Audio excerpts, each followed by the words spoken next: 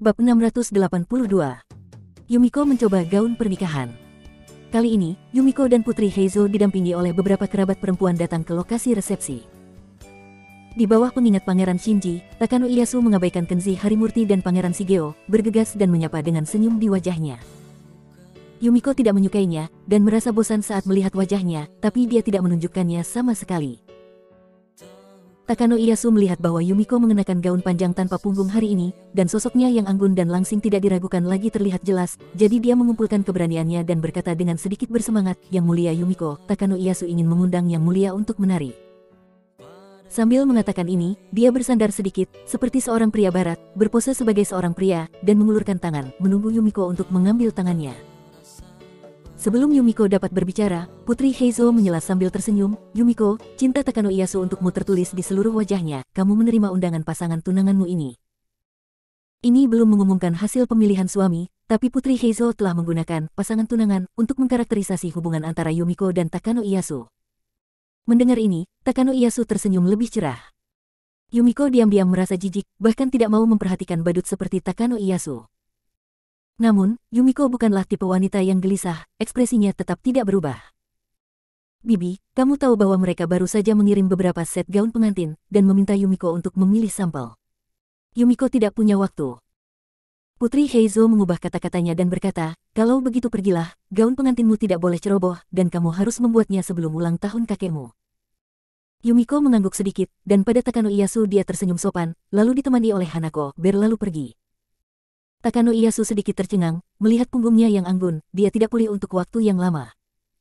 Putri Heizo tertawa dan berkata, "Jangan melihat lebih jauh, dia sudah pergi. Saya ingin menasihati Anda, bahkan jika Anda akan menjadi menantu Yumiko, tidak peduli apapun, dia juga yang mulia ratu. Jadi, kamu harus terbiasa dengan situasi ini di mana pria lebih rendah dari wanita, dan kamu juga harus terbiasa dengan sikap panas dan dingin Yumiko terhadapmu." Takano Ieyasu tiba-tiba menjadi tercerahkan setelah mendengar ini, dan berkata, "Terima kasih, Yang Mulia Heizo, atas saran Anda." Takano Ieyasu akan memperlakukan Yang Mulia Yumiko seperti bulan terang di langit, menghormati dan mengaguminya, bersedia mengabdikan hidupnya untuknya. Wajahnya sekarang seperti anjing menjilati. Putri Heizo merasa puas, mengangguk dan berkata, "Seorang pemuda yang bisa diajar. Pergilah, jadilah seorang pria, dan bantu dia memilih gaun pengantin. Meskipun Yumiko adalah yang mulia, dia juga seorang wanita. Jika kamu bisa pergi menyenangkannya, dia akan sangat bahagia." Takano Ieyasu berkata dengan canggung, "Tapi, Yang Mulia Yumiko, dia seharusnya mencoba gaun pengantin jika Takano Ieyasu pergi sekarang. Yumiko akan segera menjadi tunanganmu, ketika memilih gaun pengantin, Anda juga harus memberikan beberapa saran. Kadang-kadang, berkulit lebih tebal dan lebih berani itu bagus, mengerti?" Putri Heizo berkata dengan ringan. Setelah mengatakan semua ini, dukungan dan saran Pangeran Heizo untuknya telah terungkap sepenuhnya. Takano Ieyasu diam-diam senang, dan berkata dengan wajah malu-malu, "Yang Mulia, Takano Ieyasu berterima kasih atas perhatian Anda. Di masa depan, Takano Ieyasu akan selalu mengingat kebaikan Bibi." Takano Ieyasu mulai berpura-pura menjadi suami Yumiko dan memanggil bibinya. Dengan tatapan itu, dia bahkan tidak bisa menahan diri untuk mengintip dada sang putri. Dia ingat dalam benaknya mengapa dia mengalami halusinasi aneh beberapa hari yang lalu. Putri dan bibi cantik ini benar-benar glamor dan mengasyikkannya jika tampil menari untuk dirinya sendiri. Pikiran cabul ini melintas di benaknya, seperti gelombang riak, meluas berputar-putar, membuat suasana hati orang bergoyang, dan sepertinya sulit untuk dihentikan. Kenzi Harimurti diberitahu oleh Hanako, dan bergegas melewati ruang resepsi ke lantai 2. Memasuki ruangan besar, melihat Yumiko tampak mengutak-atik beberapa gaun pengantin dengan bantuan Hanako, dia tidak bisa menahan diri untuk berjalan dan bertanya, "Bolehkah saya datang ke sini?" Kenzi Harimurti tidak bisa menahan tangis dan tawa, dan berkata, "Kamu bisa memutuskan untuk masalah sekecil itu sendiri.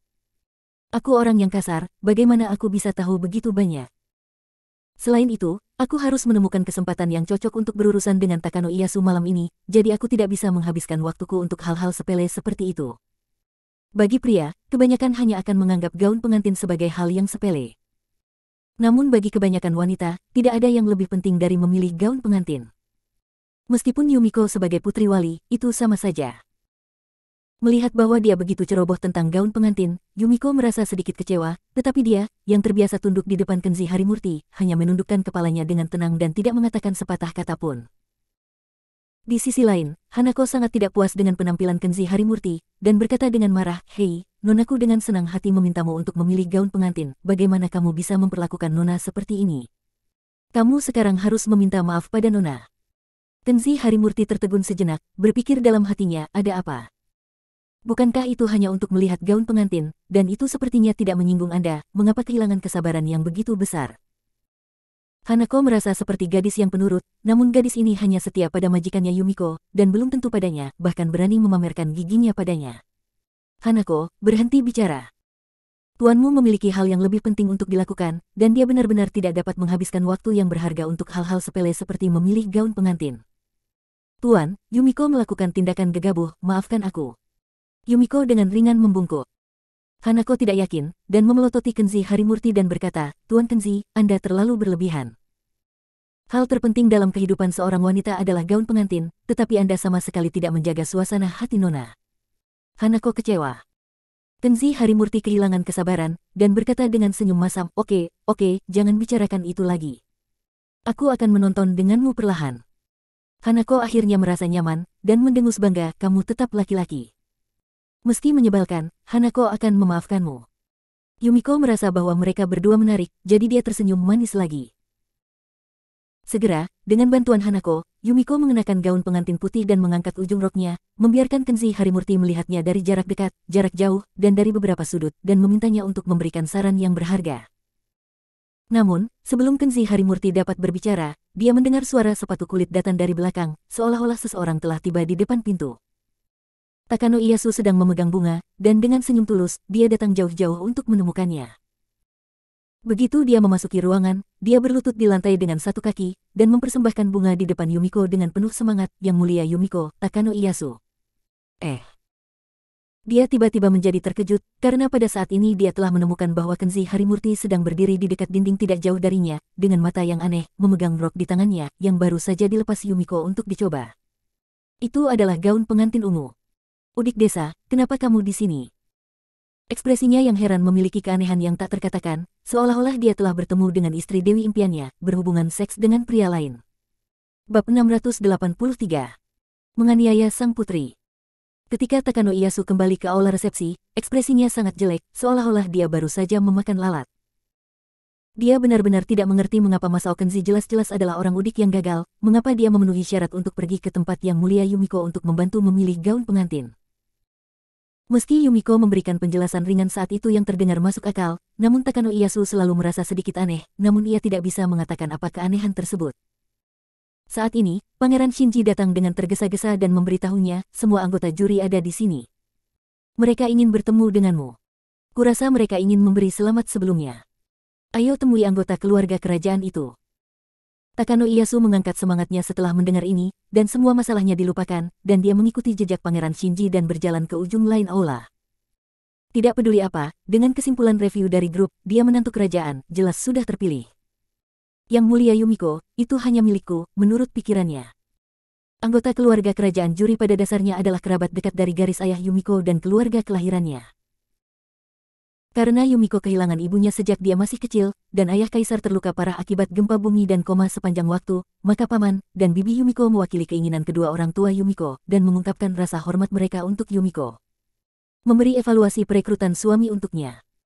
Tentu saja, kakek tua Yumiko, kaisar tertinggi, juga memiliki suara yang bagus. Melihat Takano Ieyasu mendekat, Putri Heizo adalah yang pertama menunjukkan senyum menawan, dan berkata, "Ieyasu, selamat. Suami Yumiko sudah diputuskan. Sebentar lagi, kamu akan menjadi suami Yumiko, dan kita akan menjadi keluarga."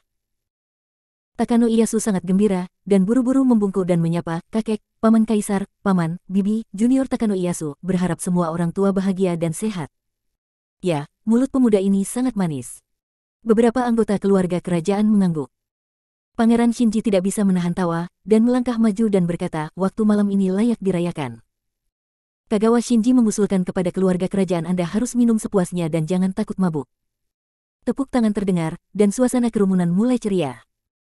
Setelah itu, kerumunan di sekitar mulai berkumpul satu demi satu, berjabat tangan dengan Takano Ieyasu, mengucapkan selamat kepadanya.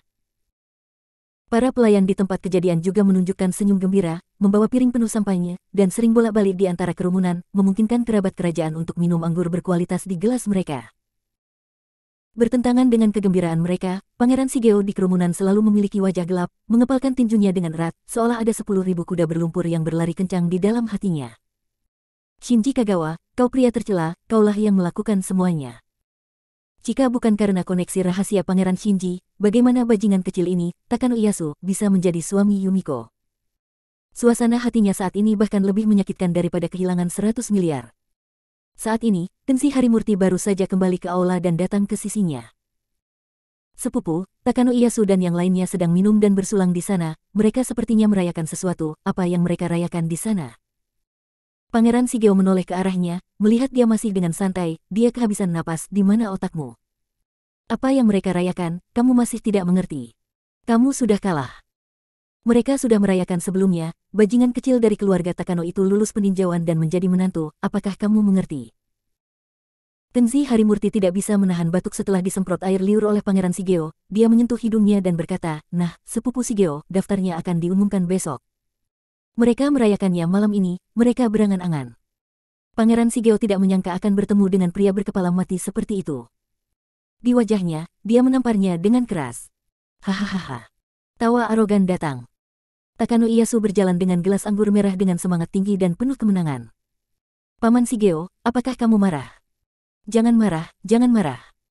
Ini adalah kemenangan besar bagi Udik Desa yang kamu rekomendasikan untuk sampai ke titik ini. Kamu harusnya sangat puas. Ketika Ieyasu secara resmi bertemu Yang Mulia Yumiko setelah menikah, aku pasti akan mengingat cinta Paman Shigeo karena telah merawatnya di awal, dan dia pasti akan membalas kebaikan sepupu Shigeo. Setelah mendengar ini, Pangeran Shigeo tidak mengerti mengapa dia tidak merekomendasikannya, tapi merekomendasikan Masao Kenji. Sekarang orang ini akan menjadi menantu wali ratu, jika dia ingin membalas dendam di masa depan, situasinya akan menjadi. Pangeran Shigeo sangat marah, tinjunya seakan menyemburkan air. Ieyasu Takano menyukai ekspresi Pangeran Shigeo yang membenci dirinya sendiri tetapi tidak bisa menyingkirkannya. Setelah beberapa saat berpuas diri, dia mulai menertawakan Tensei Harimurti lagi. Kamu orang desa, situasinya sekarang jelas. Aku, Ieyasu Takano, akan segera menjadi menantu Yang Mulia Yumiko. Apakah kamu merasa masam di hatimu? Tensei Harimurti tersenyum dingin dan tidak berkata apa-apa. Takano Ieyasu terus tertegun, sinis, besok kamu akan keluar dari istana, aku pasti akan merindukanmu. Setelah aku resmi menikah dengan Yang Mulia Yumiko, coba tebak apa yang paling ingin aku lakukan.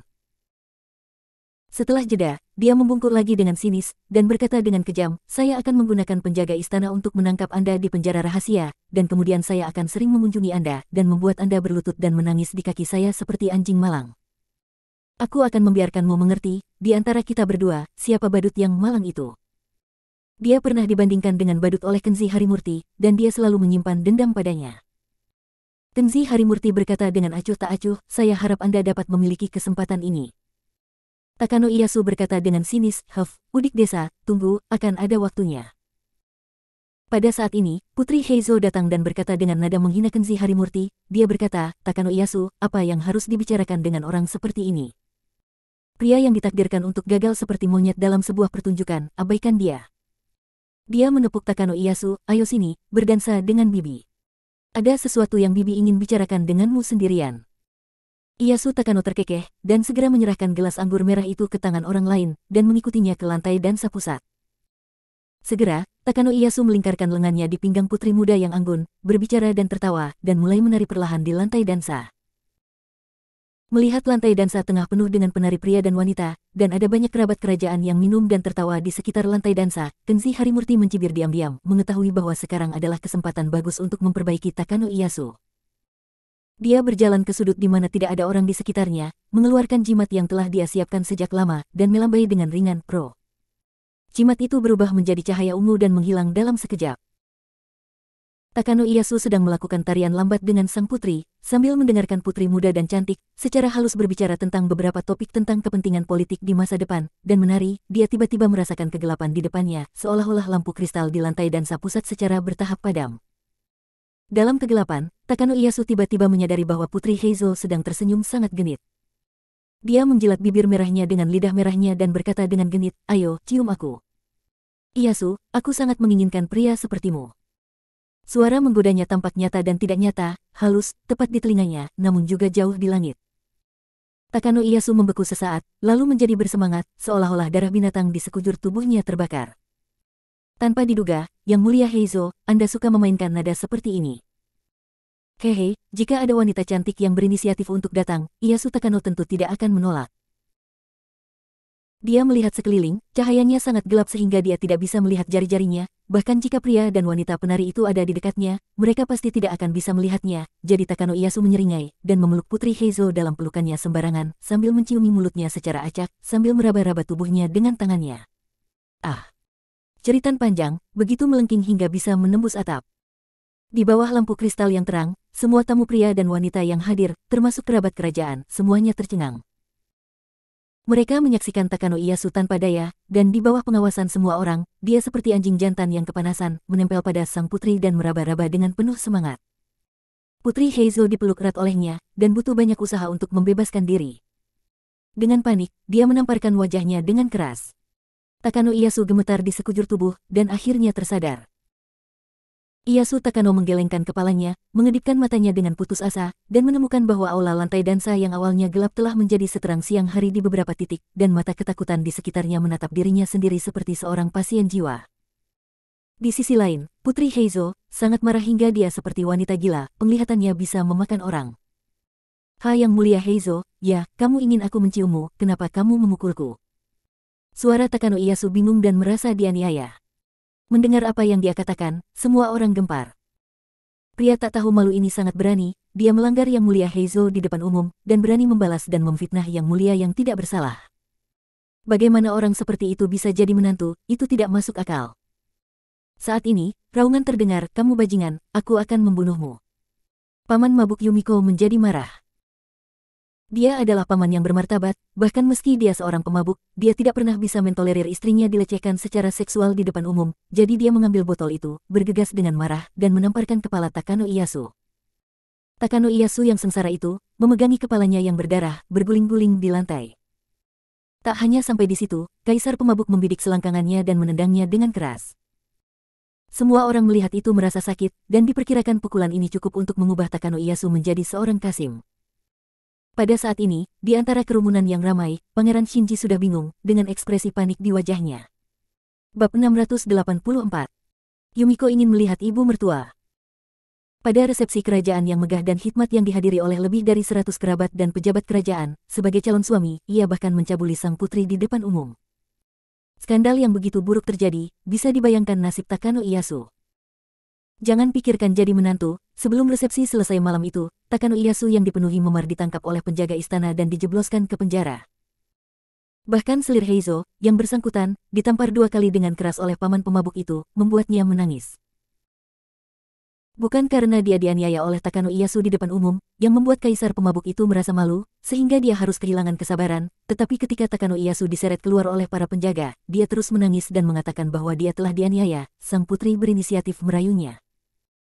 Ini telah menjadi kekacauan yang berantakan, yang sulit untuk dipilah, tetapi satu hal yang pasti, yaitu semua anggota Dewan Keluarga Kerajaan diam-diam telah mengubah keputusan mereka. Takano Ieyasu memiliki karakter yang sangat buruk, sebagai penanggung jawab anggota juri, saya tidak pernah berpikir bahwa Ieyasu Takano bisa menjadi menantu Yumiko. Harus dikatakan, wajah mereka berubah sangat cepat. Keesokan paginya, ketika keputusan Kenzi Harimurti untuk menjadi menantu diumumkan secara resmi setelah melewati peninjauan, Pangeran Shigeo sangat bersemangat dan melonjak, dia tertawa sangat keras hingga dia hampir mati tertawa di istana dalam. Pada saat pertama, dia membawa Ono Takuma dan antek-anteknya, buru-buru menghentikan Pangeran Shinji yang berkecil hati, dan mencegahnya meninggalkan tempat tersebut, dan kemudian tertawa bahagia. Haha, Yang Mulia Pangeran Shinji. Aku masih ingat tadi malam Yang Mulia Pangeran Shinji penuh semangat dan kebanggaan, menyuap sang putri, menghubungi menteri penting, dan mengawal Takano Ieyasu. Saya tidak tahu bagaimana Yang Mulia Pangeran Shinji kehabisan begitu banyak emas dan perak tanpa berhasil, sekarang akan merasa patah hati. Pangeran Shinji memandang wajah menyeringai Pangeran Shigeo, dan hatinya sangat marah, dia segera mengutuk dan bergegas pergi. Pagi ini, berita bahwa selir kerajaan terpilih menyebar seperti api di dalam dan di luar istana. Kurang dari 1 jam setelah rilis daftar, kediaman sementara Kenzi Harimurti penuh sesak dengan orang-orang yang memberi selamat kepada para pejabat yang datang untuk memberikan hadiah sebagai dalih. Kenzi Harimurti tidak memiliki persahabatan dengan orang-orang ini, dan dia bahkan tidak mengenal sebagian besar pejabat, jadi dia tidak repot-repot tinggal di gedung dan mengobrol dengan canggung dengan para pejabat itu, dia hanya memberi perintah kepada para pelayan, dan pergi dari halaman belakang. Sesampainya di gedung kecil Yumiko di istana, Hanako mendengar bahwa Tuan Kenzi akan datang, dia berlari keluar lebih dulu, tidak menghindari kecurigaan, dan melemparkan dirinya ke pelukan Kenzi Harimurti sambil tersenyum. Setelah bosan dengannya beberapa saat, akhirnya dia memegang tangan Kenzi Harimurti, dia masuk ke rumah untuk menemui nonanya. Biasanya, Hanako akan mengelak dan tidak terlalu dekat dengan Kenzi Harimurti, tetapi sekarang berbeda, Kenzi Harimurti telah diumumkan sebagai menantu yang mulia Yumiko, dan dia akan mengikuti Nona Yumiko sesuai dengan tradisi kerajaan. Menikah dengan Kenzi Harimurti sebagai selir, jadi Hanako tidak akan lagi memiliki keraguan lagi seperti sebelumnya. Tentu saja, dari sudut pandang Kenzi Harimurti, sepertinya terlalu dini untuk menjadi terlalu intim sekarang. Tuan, kamu akhirnya menjadi suamiku.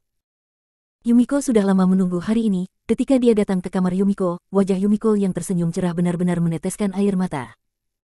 Dalam kehidupan Yumiko yang bergelombang, tidak ada yang lebih bergelombang dari Kenzi Harimurti, suami tercintanya.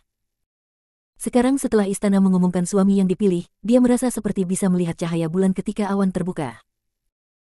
Kenzi Harimurti memeluknya, menyeka air matanya, menghiburnya dengan kata-kata lembut, lalu memeluk Hanako, sehingga Yumiko menangis dan tersenyum, menambah sedikit suasana haru. Pada siang hari, Kaisar tertinggi mengadakan perjamuan keluarga, dan semua anggota keluarga kerajaan hadir. Kenzi Harimurti secara resmi diakui oleh keluarga kerajaan sebagai tunangan Yumiko. Setelah makan siang, Yumiko membawa Kenzi Harimurti ke kamar Kaisar untuk mengunjungi ayah Kaisar Yumiko yang tidak sadarkan diri di tempat tidur. Menurut etiket, sejak Kenzi Harimurti menjadi tunangan Yumiko, tentu saja dia harus mengunjungi ayah mertuanya. Di kamar tidur yang harum, beberapa pelayan berkostum istana membungkuk dan memberi hormat satu persatu, lalu membawa Yumiko dan Kenzi Harimurti ke ranjang sakit ayah Yumiko. Orang tua yang ingin membunuh dirinya dan memaksa Yumiko untuk mati bersamanya sekaligus. Pangeran yang perkasa di masa lalu, dan kaisar yang tidak sadarkan diri hari ini. Kepalanya terkena balok yang runtuh saat gempa, dan dia akan mati di tempat. Untungnya, sekelompok dokter kekaisaran yang kuat di istana melakukan kraniotomi tepat waktu, yang menyelamatkan hidupnya. Meski begitu, dia kehilangan kesadaran selamanya, sebagian jaringan otaknya diangkat, dan bahkan kepalanya berbeda dengan orang sehat, seperti bola basket, dengan bagian yang cekung. Kenzi Harimurti menyentuhnya dengan tangannya, dan tahu di dalam hatinya bahwa ayah Yumiko telah kehilangan setengah dari tengkoraknya, dan sebagian jaringan otak di dalamnya telah diangkat. Dengan luka yang begitu serius, tidak peduli seberapa terampil Kenzi Harimurti, dia tidak bisa membangunkannya. Kenzi Harimurti memandang Yumiko dan berkata dengan menyesal, ayahmu adalah ayahku. Aku ingin menyembuhkannya, tapi aku harus mengatakan yang sebenarnya. Dengan kemampuanku saat ini, aku tidak bisa melakukannya sama sekali. Ayahnya ingin membunuhnya beberapa kali, tetapi dia, karena cintanya pada dirinya, masih ingin mengobati penyakit ayahnya. Suami yang penuh kasih sayang seperti itu sangat langka. Yumiko mengerti bahwa tidak mudah bagi ayahnya untuk bertahan hidup. Yumiko tidak akan memiliki harapan berlebihan lainnya. Yumiko sedikit menundukkan kepalanya. Mengunjungi ayah Yumiko sama dengan bertemu dengan keluarganya. Tunangan Kenzi Harimurti telah melalui semua prosedur etiket yang harus diikuti menurut sistem etiket. Ketika keduanya meninggalkan kamar tidur dan berjalan menuruni tangga, Yumiko berkata dengan lembut, Tuan, sekarang kamu telah diterima oleh semua keluarga kerajaan sebagai tunangan Yumiko, dan tanggal pernikahan akan ditetapkan pada hari yang sama dengan ulang tahun kakek. Yumiko berpikir harus menggunakan waktu persiapan pernikahan untuk pergi ke 4X mengunjungi ibu suami. Yumiko belum pernah bertemu dengannya sebelumnya. Jika memungkinkan, Yumiko juga ingin membawanya ke Kyoto. Yumiko menawarkan untuk mengunjungi ibu mertuanya, membuat Kenzi Harimurti merasa hangat di hatinya. Jika ibunya melihat putranya tiba-tiba memiliki istri oriental yang begitu cantik, dia pasti sangat bahagia. Jika ibu tahu bahwa menantu perempuan oriental yang cantik ini seorang ratu oriental, dia mungkin akan membatu lagi. Kenzi Harimurti tersenyum dan berkata, pertama-tama, izinkan saya memberitahu Anda sesuatu. Ibuku sangat galak. Dia mungkin adalah ibu mertua yang kejam yang mempersulit menantu perempuannya. Yumiko, bisakah kamu menanggungnya? Faktanya, Ibu Kenzi Harimurti, Ratih Wijaya, tidak pernah menjadi wanita jahat, sebaliknya, Ratih Wijaya selalu baik, dan dia pasti ibu mertua yang baik dan mudah bergaul. Saat Kenzi Harimurti mengatakan ini, dia hanya mengolok-olok Yumiko. Yumiko tampak ketakutan, dan setelah gugup beberapa saat, dia berkata, "Tuan, beritahu Yumiko tentang preferensi dan kebiasaan hidup ibu mertua, hadiah apa yang harus dibeli, apa yang harus dilakukan Yumiko setelah melihatnya, dan beritahu Yumiko semua pantangan ibu mertua." Saat Yumiko melihat ibu mertuanya, Yumiko akan patuh dan ibu mertua pasti akan menyukai Yumiko. Melihatnya seperti ini, Kenshi Harimurti hampir sakit perut karena tertawa. Yumiko saat ini tidak terlihat seperti wali ratu yang dingin dan tegas, dia jelas hanya menantu kecil yang ketakutan.